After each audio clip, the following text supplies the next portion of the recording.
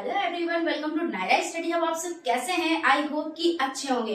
Friends, आज के video में हम लोग बात करेंगे जो DElEd first semester, second semester, third semester या फोर्थ सेमेस्टर में है, सभी के लिए ये जो टॉपिक है ये इम्पोर्टेंट है, क्योंकि आप लोग जो जैसे कि सेकेंड सेमेस्टर में है, थर्ड सेमेस्टर में है और जो फोर्थ सेमेस्टर के एग्जाम देने जा रहे हैं, ठीक है ना, तो उनको तो कुछ चीजों की नॉलेज है, कुछ क्या बहुत चीजों की नॉलेज है, क्योंकि वो एग्जाम दे चुके हैं। लेकिन जिन्होंने अभी एडमिशन लिया है, जो डीएलएड फर्स्ट सेमेस्टर में है, तो वो अभी तक ये भी नहीं समझ पा रहे होंगे कि सब्जेक्ट कितने हैं, या क्या पढ़ना है, या कहाँ से पढ़ना है, कितना पढ़ना है और किस तरह से कॉपी लिखे। तो इन सब चीजों पर आज डिस्कस करेंगे। ये जो आपका हो जाता है वीडियो, ये महामंत्र के नाम से हम लेकर आए हैं आपके लिए।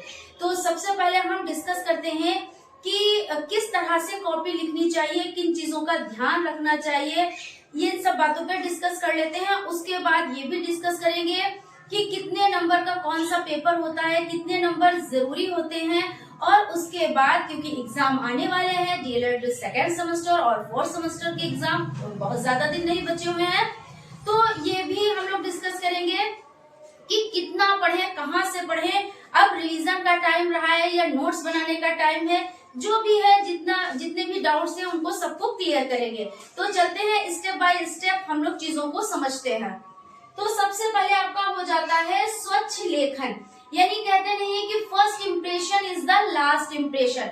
जब सबसे पहले एग्जामिनर क्या करता है, तो कॉपी को देखता है, ठीक है ना, जो ऊपर का आपका होता है जिसमें आपकी बेसिक इंफॉर्मेशन लिखी होती है, सबसे पहले उन चीजों को देखा जाता है। उसके बाद आपके बहुविकल्पी टाइप क्वेश्चंस को देखा जाता है, वो आपका सेकंड पार्ट हो जाता है ना। लेकिन फर्स्ट पार्ट क्या होता है, जो आपकी बेसिक इंफॉर्मेशन है। इसलिए आप लोगों को क्या चाहिए, खूब अच्छे से साफ सुथरा जो भी आपकी बेसिक इंफॉर्मेशन है, जैसे कि डेट डालनी रहती है, सब्जेक्ट कौन सा है, कौन सा पेपर आपका है, और आपका सेंटर कहाँ गया है, या आप किस कॉलेज से है, ये सारी इंफॉर्मेशन आपको फिल करनी रहती है, ठीक है ना। तो जब आप स्वच्छ लेखन से इन सब चीजों पर ध्यान देंगे, उसके बाद जब आप कॉपी लिखना स्टार्ट करेंगे, तब भी आप अच्छा लेख लिखें। ये नहीं है कि मतलब कुछ भी लिख दे, कि किसी भी तरह से राइटिंग, हालांकि जरूरी नहीं कि सभी की राइटिंग बहुत अच्छी हो, ये मैं नहीं कहती कि आप राइटिंग आप सुधारने बैठे, लेकिन ये होता है कि जैसे आप ऐसे तो लिख सकते हैं जैसे कोई भी आपको वर्ड लिखना है ना। मान लीजिए कुछ भी आपको लिखना है, जैसे कुछ ही लिखना है, तो हमने यहाँ पे कुछ लिख दिया, ठीक है। तो जरूरी नहीं आप बहुत सुंदर लिखें, लेकिन थोड़ा स्पेस देके यहाँ पे कार लिख दें, है ना। तो इस तरह से जब आप लिखेंगे तो क्या है, तो सुंदर, थोड़ा सुंदर सुंदर दिखेगा।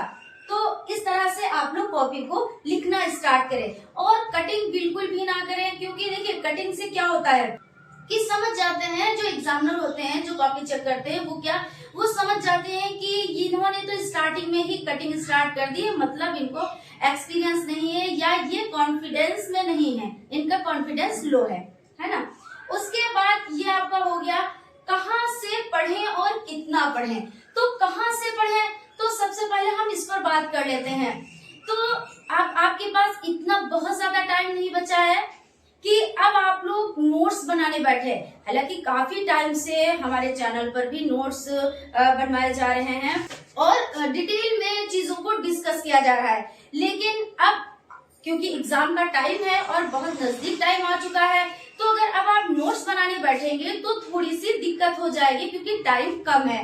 तो इसलिए अब आपको क्या करना है, आपको हमारे टेलीग्राम चैनल से जुड़ जाना है, जहां पर आपको फ्री पीडीएफ नोट्स प्रोवाइड हो जाएंगे, ठीक है ना। और वैसे तो अगर आप अपने आप से नोट्स बनाए तो बहुत ही अच्छी बात है। नोट्स बनाने में क्या होता है कि कई इंद्रियां काम करती हैं, जैसे आप उंगलियों से लिख रहे हैं, हाँ, आंखों से देख रहे हैं, दिमाग से समझ रहे हैं, मतलब हर एक चीज को आप परफेक्ट समझ रहे हैं, और अपने आप से बनाए हुए नोट्स को जब आप पढ़ेंगे तो आपको ज्यादा समझ में आएगा। लेकिन अब टाइम नहीं ज्यादा बचा हुआ है, इसके लिए मैं बोल रही हूँ आप लोगों से कि आप लोग चाहे तो फ्री पीडीएफ नोट्स प्रोवाइड कर सकते हैं, आप लोग प्राप्त कर सकते हैं। आप हमारे टेलीग्राम चैनल से जुड़ जाएं, वहां पे आपको फ्री पीडीएफ नोट्स प्रोवाइड हो जाएंगे। अब और क्या पढ़ना है, क्योंकि एग्जाम का टाइम है, अब आपको क्या पढ़ना है, तो सबसे पहले आप लोगों को जो सीरीज है, जैसे पवन सीरीज हो जाती है, राजन सीरीज हो जाती है, उनको आपको देखना है। लेकिन एक चीज का ख्याल रखिएगा कि उसमें काफी मतलब प्रिंट में गलती हो जाती है, तो उसमें काफी कहीं पर जैसे कि आप उनके 4 ऑप्शन है तो कहीं पे बी सही है लेकिन उसमें सही सी होना चाहिए था। तो इस तरह से चीजें थोड़ी सी गड़बड़ है, लेकिन उस पे आप लोग ध्यान दीजिए। मैं आप लोगों को रोज पेपर सॉल्व करवा रही हूँ, यानी कि जो आपकी सीरीज है उनको सॉल्व करवा रही हूँ, तो उसमें आप लोग देखें और जहाँ पे ऐसी मिस्टेक आपको लगती है वहां पे आप लोग उसको सही करें और अच्छे ढंग से पढ़ें। क्योंकि क्या होता है, ज्यादातर चांसेस होते हैं बहुविकल्पी टाइप किसके, तो बहुविकल्पी टाइप क्वेश्चंस के जो क्वेश्चंस होते हैं उनमें गलतियां होने के ज्यादा चांस रहते हैं। उसके बाद आपके अति लघु उत्तरीय पे आ जाए और यही आपके ठोस नंबर होते हैं। जो अति लघु होते हैं और बहुविकल्पी होते हैं, इन्हीं से आपको नंबर अच्छे प्रोवाइड होते हैं। क्योंकि इसमें ऐसा तो नहीं है अगर आपने एक क्वेश्चन सही किया है तो उसमें कोई कट नंबर नहीं होंगे कि आपने एक सही किया है, 1 नंबर का था तो उसमें आधा नंबर आपको मिल जाए, आपको पूरा 1 नंबर मिलेगा, है ना। यही अति लघु में है। अति लघु उत्तरीय प्रश्न जो हो जाते हैं उसमें भी आपका यही रहता है कि अगर 1 नंबर का है तो आपको 1 ही नंबर मिलेगा। इसमें कोई कटिंग नहीं होनी है कि मतलब 1 नंबर का है तो आधा नंबर आपको मिला है। तो इसलिए इन चीजों पे ज्यादा आप लोग ध्यान दें। रहा लघु उत्तरीय प्रश्नों का, वो भी आप लोगों के लिए मोस्ट इम्पोर्टेंट है।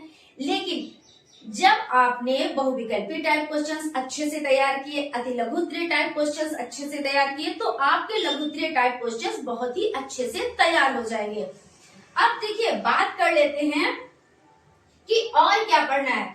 तो अब आपको और क्या पढ़ना है, जैसे 2015 का सॉल्व पेपर, 2016 का सॉल्व पेपर, 2017 का सॉल्व पेपर, इन सब पेपर्स को सॉल्व करवा रहे हैं। हमारे चैनल के माध्यम से आप लोगों को सब चीजें प्रोवाइड हो जाएगी, तो आपको इनको सॉल्व करना है, ठीक है ना।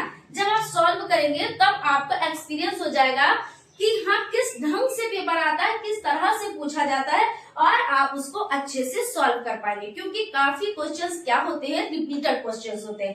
तो जब रिपीटेड क्वेश्चंस होते हैं तो आपको क्या नहीं तो आपको 60-70% आपका वर्क इसी में हो जाएगा, ठीक है। और कहाँ से पढ़ें, तो जो आपने नोट्स बनाए हैं, क्योंकि काफी टाइम से आप लोग स्टडी कर रहे होंगे, ऐसा तो नहीं है कि अभी एग्जाम का टाइम आने वाला है बस अभी से आपने स्टार्ट किया है।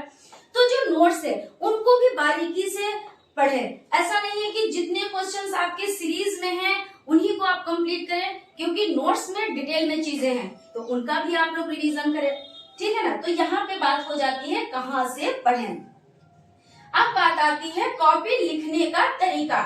तो कॉपी लिखने का जो आपका तरीका हो जाता है वो किस तरह से आप लिखें। जैसे आपको कॉपी मिली तो सबसे पहले आपने क्या किया, जो आपकी बेसिक इंफॉर्मेशन है वो आपने उसको फिल किया। जैसे डेट हो गई, कौन सा पेपर है, ठीक है ना, सब्जेक्ट कौन सा है, ये सब आपने फिल कर दिया।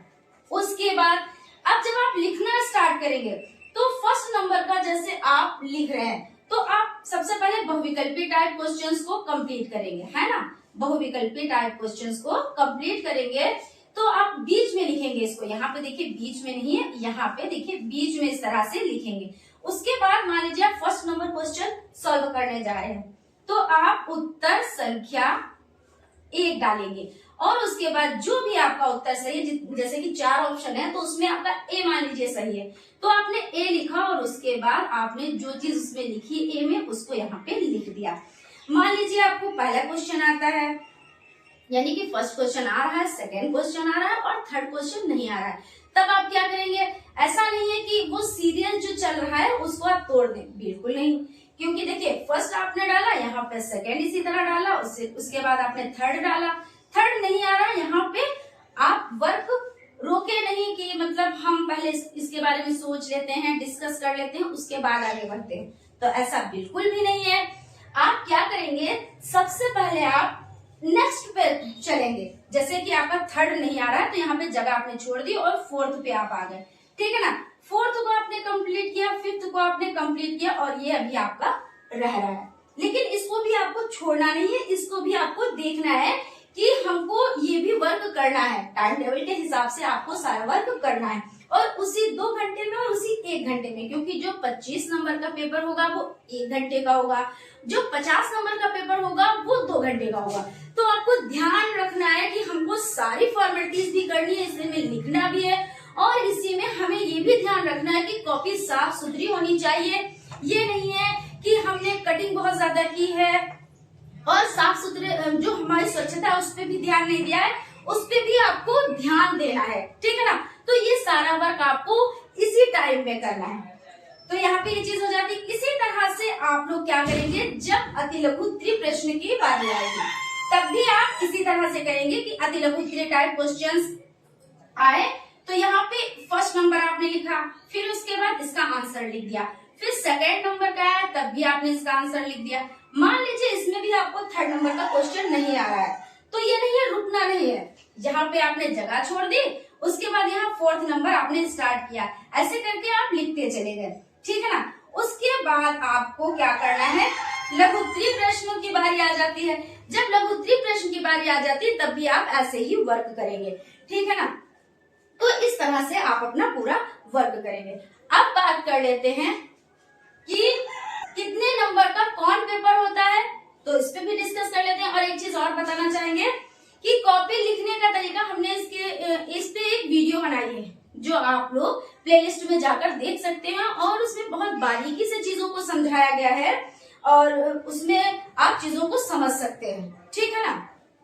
तो आपका हो जाता है कौन सा पेपर कितने नंबर का होता है और कितने नंबर जरूरी हो जाते हैं। हालांकि जो डीएलएड सेकेंड सेमेस्टर में है, थर्ड सेमेस्टर, फोर्थ सेमेस्टर वो तो जानते हैं, लेकिन जो फर्स्ट सेमेस्टर में है उनको शायद अभी नॉलेज नहीं है इस बारे में। तो आपको मान लीजिए जो 1 घंटे का पेपर होता है, जैसे आपका हिंदी का हो गया, ठीक है ना। जो हिंदी का पेपर होता है वो कितने नंबर का होता है, तो वो आपका होता है 25 नंबर का, और इसमें आपको चाहिए कितने होते हैं, तो आपको 12 नंबर चाहिए होते हैं। अगर किसी वजह से आपको 12 नहीं 11 नंबर मिलते हैं तो आपकी बैक लग जाती है। हालांकि आपका जो सेमेस्टर है वो चेंज हो जाता है, लेकिन यहाँ पे आपका 1 नंबर कम है, यानी आपको फिर से वो पेपर देना पड़ेगा, है ना। उसके बाद आप आ जाए, जैसे आपका सोशल साइंस का हो जाता है, सोशल साइंस का हो जाता है, तो ये आपका कितने नंबर का हो जाता है, तो ये आपका हो जाता है 50 नंबर का। और इसमें आपको कितने चाहिए होते हैं, तो इसमें आपको 25 नंबर चाहिए होते हैं। अगर इसमें 24 नंबर भी आपको मिलते हैं तो ये पेपर आपको फिर से देना रहेगा, यानी सोशल साइंस का पेपर आपको फिर से देना रहेगा। तो ये बात यहाँ पे ये हो जाती है, ठीक है ना। तो आई होप आप लोगों को चीजें अच्छे से समझ में आई होंगी। अगर अभी भी कहीं पे कोई डाउट है, कोई डाउट आप लोग क्लियर करना चाहते हैं तो प्लीज आप लोग कमेंट बॉक्स में कमेंट करें, हम उसका रिप्लाई आपको जरूर से जरूर देंगे। तो फ्रेंड्स, हंसते रहें, मुस्कुराते रहें और आप अपनी अच्छे से तैयारी करते रहें, क्योंकि अब बहुत ज्यादा टाइम नहीं बचा हुआ है।